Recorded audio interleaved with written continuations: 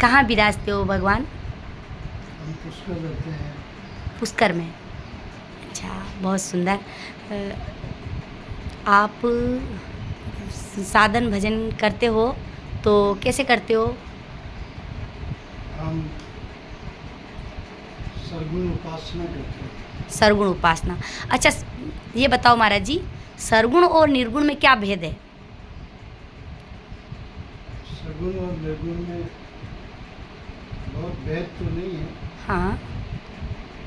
जैसे शब्द और उसका अर्थ में जो फर्क है, हम्म, शब्द ही अर्थ है और अर्थ ही शब्द है। जल ही बर्फ है और बर्फ ही जल है। जल है। गिरा अर्थ जल बीच समय, आइए तो भीम भीम बंदों सीताराम पद, जिन्हें परम यकीन। गोस्वामी जी कहते हैं कि जिस प्रकार पानी में और बर्फ में कोई भेद नहीं है, शब्द में और अर्थ में कोई भेद नहीं है, उसी प्रकार निर्गुण में और सगुण में भेद नहीं है। दोनों एक ही है। जो शब्द है उसी के मुताबिक उसका अर्थ होता है, और जल है उसी का बर्फ बनता है, और वही बर्फ वापस पिघल के जल हो जाता है। इसी प्रकार निर्गुण निराकार ही सगुण हो जाते हैं और सगुण ही निर्गुण निराकार में परिवर्तित हो जाते हैं। भक्त के भाव जैसे होते हैं वैसे वो सरगुण बन के आ जाते हैं। निर्गुण निराकार परमात्मा बिल्कुल, बिल्कुल। भक्त के भाव के ऊपर निर्भर करते हैं। जैसे एक पिता है और एक माँ है। निर्गुण तो है पिता हमारा, सरगुण है मैं तारी, किसको नंदू किसको बंधु, दोनों पलड़ा भारी। यानी दोनों ही आदरणीय हैं। एक पिता है और एक माँ है, तो ना निर्गुण की निंदा होनी चाहिए ना सरगुण की।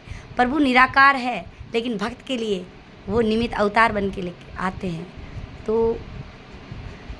जैसे मीरा के लिए वो स्वयं परमात्मा मानव रूप में आए, वैसे ही अवतार लेके आए, मानव अवतार। इसी तरह भगवान तो नित्य अवतार, मतलब निमित्त अवतार है, लेकिन संत नित्य अवतार होते हैं। तो भगवान के आगे, भगवान के सामने भक्त जो है भगवान को किस रूप में पाना चाहते हैं, वह सैंपल प्रस्तुत करते हैं, जय हो। और उसी सैंपल के मुताबिक भगवान लोग लेकर के अपने भक्त के सम्मुख को देते हैं। भक्त की भावना के अनुकूल परमात्मा अपना रूप धारण करके और भक्त के सामने प्रकट हो जाते हैं। भगवान सच में दयालु है। भगवान बहुत दयालु है। पर कई बार भगवान भक्तों की बड़ी परीक्षा लेता है। ऐसा क्यों करते हैं? भगवान परीक्षा लेकर के देखते हैं कि ये भक्त पक्का है कि कच्चा है। लेकिन इतनी भी नहीं लेनी चाहिए ना। भगवान देखो, राजा हरिश्चंद्र की कितनी भगवान ने परीक्षा ली, मोरध्वज राजा की इतनी परीक्षा ली, वो तो भक्त स्वयं ही, नल राजा की कैसी परीक्षा ली। वो तो स्वयं ही कड़ी परीक्षा देने के लिए तैयार थे। भगवान ने जानबूझ करके उनकी परीक्षा थोड़ी दी, वो ऐसी कड़ी परीक्षा में उत्तीर्ण होना चाहते थे वो भक्त। अच्छा महाराज जी, ये बताओ, एक सच्चे साधक को, एक संत को कैसी दिनचर्या रहनी चाहिए? उनको कैसे भजन करना चाहिए, कैसे साधन करना चाहिए? उनका जीवन कैसा होता है एक सच्चे संत का, एक भक्त का? बहुत सरल, साधारण, सरलतापूर्वक रहना चाहिए। सन्मुख होए जीव मोहि जब ही, जन्म कोटि अविनाशी तब। जय हो। सरल स्वभावन मन कुटिलाए। आह, उसका जो मन है ना, स्वभाव उसका सरल होना चाहिए, और मन में किसी भी प्रकार की कुटिलता नहीं, छल कपट नहीं रहना चाहिए। छल कपट नहीं होना चाहिए। नवम सरल सब संचलीना, मम भरोस ये हर समझ। जय हो।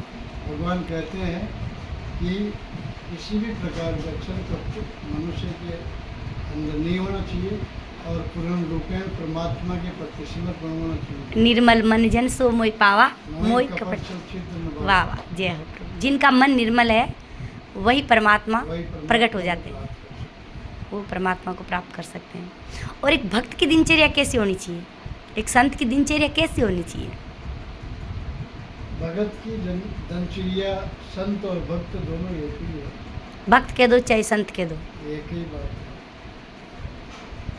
सतत प्रभुमय उनका जीवन होना चाहिए। परमात्मा सतत उनके जीवन में परमात्मा का चिंतन स्मरण रहना चाहिए। सतत परमात्मा की याद होनी चाहिए। अच्छा ये बताओ महाराज जी, जैसे एक सच्चे संत में एक सच्चे भक्त में, संत और भक्त तो एक ही हुए, तो एक सच्चे भक्त में एक संत में क्या क्या क्या गुण नहीं होने चाहिए और क्या होने चाहिए? गुण तो संपूर्ण गुण ही होना चाहिए उसमें। अवगुण भगत में तो अवगुण होना नहीं चाहिए, और अवगुण है तो फिर वो भगत किसका भगत? संत या भगत में तो गुण ही होना चाहिए, अवगुण तो होना ही नहीं चाहिए। अच्छा ये बताओ महाराज जी, एक सच्चे भक्त में सच्चे संत में कैसे पता चले ये भक्त है ये संत है? क्योंकि सब एक जैसे ही रहते हैं दिखने में, तिलक छापा वस्त्र से तो सब एक जैसे ही दिखते हैं कि संत होते जो सब एक जैसे ही दिखते हैं। अभी अपन संत की सभा में जाते हैं, मंच पे जाते हैं, या कई संत सम्मेलन में जाते हैं, या कहीं महाकुंभ में जाते हैं, तो बहुत सारे हम संतों के दर्शन करते हैं, हमें तो सारे ही संत दिखते हैं, पर उन संतों में भी कोई कोई महापुरुष होता है, तो उनकी पहचान क्या है? जैसे कुछ समय हम किसी के साथ रहते हैं हाँ तो उनका व्यवहार उनका आचरण हमको इतना प्रभावित कर देता है। मिलत एक दारुण दुख देवा, विचरत एक एक प्राण प्राण लेवा।